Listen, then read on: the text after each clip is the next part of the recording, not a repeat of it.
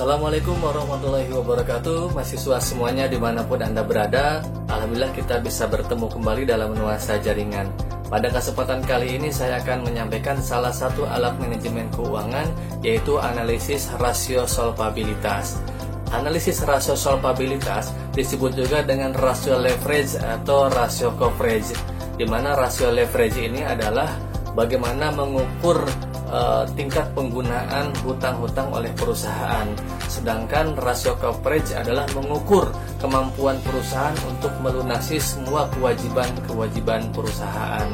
Ada 5 rasio leverage dan coverage. Yang pertama adalah total debt to equity ratio, yang kedua adalah total debt to capital asset, yang ketiga adalah long term debt to equity, yang keempat adalah tangible asset debt coverage, dan yang kelima adalah time interest earned ratio. Nah, dalam perhitungannya kita akan menggunakan laporan keuangan berbentuk neraca. Di sana sudah ada total aktiva dan total pasiva sebesar 1 miliar 5 juta rupiah.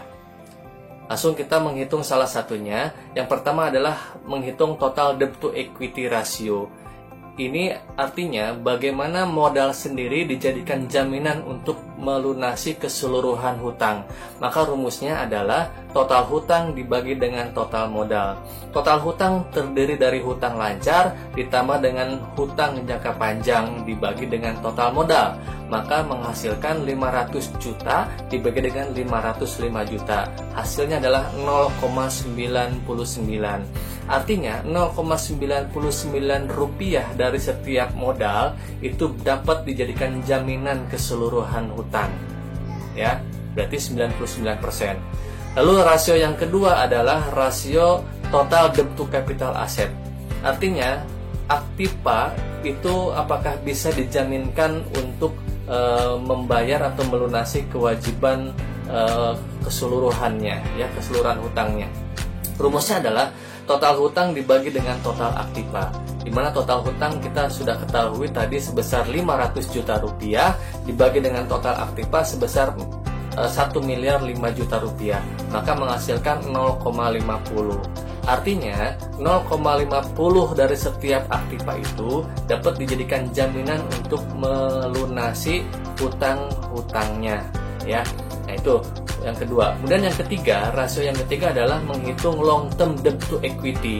Artinya apakah modal sendiri ini bisa dijadikan jaminan untuk melunasi hutang jangka panjangnya. Maka rumusnya adalah hutang jangka panjang dibagi dengan total modal. Di sana hutang jangka panjangnya sebesar 155 juta dibagi dengan total modalnya 505 juta, maka diperoleh 0,31. Artinya 0,31 rupiah dari setiap modal itu menjadi jaminan hutang jangka panjang. Ya. Lalu rasio yang keempat adalah menghitung tangible asset debt coverage. Artinya di sini bagaimana aktiva berwujud dapat dijadikan sebagai jaminan untuk melunasi kewajiban perusahaan. Ya, tentunya kewajiban jangka panjang. Ya, di sini rumusnya aktiva dikurangi intangible asset dikurangi hutang lancar dibagi hutang jangka panjang.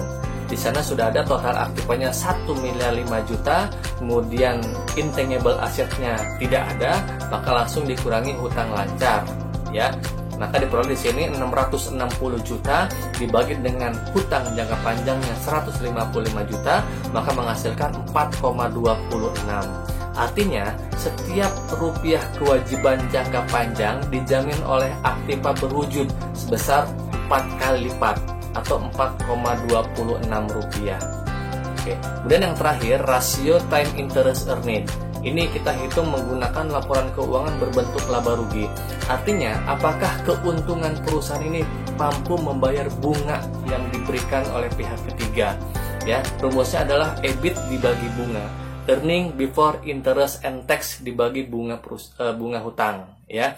Maka di sana sudah ada laba sebelum bunga dan pajak sebesar 105 juta dibagi dengan bunga hutang sebesar 32.500.000, maka diperoleh 3,23. Artinya, setiap 1 rupiah bunga itu bisa dijamin oleh keuntungan perusahaan 3 kali lipat atau 3,23 rupiah. Ya, Mungkin itu saja yang perlu saya sampaikan. Lebih kurangnya mohon maaf. Sampai ketemu lagi di rasio-rasio berikutnya. Assalamualaikum warahmatullahi wabarakatuh.